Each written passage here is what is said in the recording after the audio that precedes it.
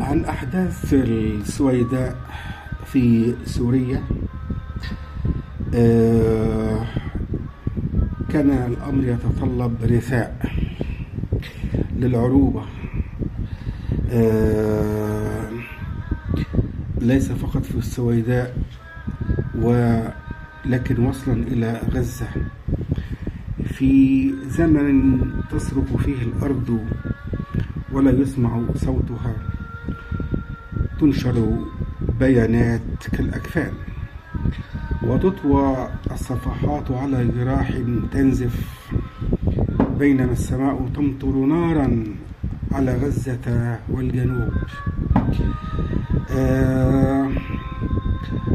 القصيدة جاءت على النحو التالي: بيان على السويداء يتلى، والحقيقة في المدى تخفى وتكتم، قوافل القول تسري في مداها، وسيوف الفعل لا تشهر وتخرس، باسم الوحدة الكبرى تنادي، لكن على الأرض الفرقة تترس، يدين الغاصب الجبار لفظا،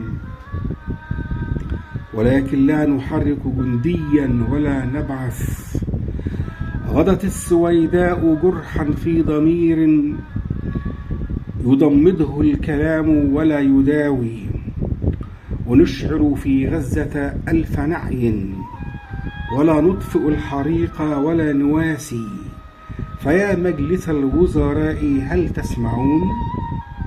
أم البيان خلاصنا الأبدي من الإحساس؟ إذا لم توقظوا ضمير جيوشكم فكل حبر على البيان تواطؤ سياسي بلا قياس. إذا لم توقظوا ضمير جيوشكم فكل حبر على البيان تواطؤ سياسي بلا قياس.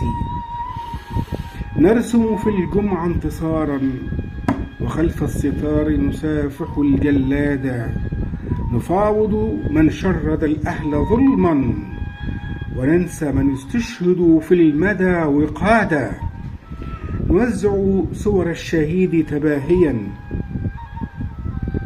وننسى الدم الطري إذا نزف، كأن غزة ليست من عروبتنا ولا من دم القضية إن ترجفا، وهذه المواقف بيننا مسرحية تصف الغضب لكنها لا تفعل، فهل من بيان يوقظ نخوتنا أم أن في السكوت فضيلة المعتزل؟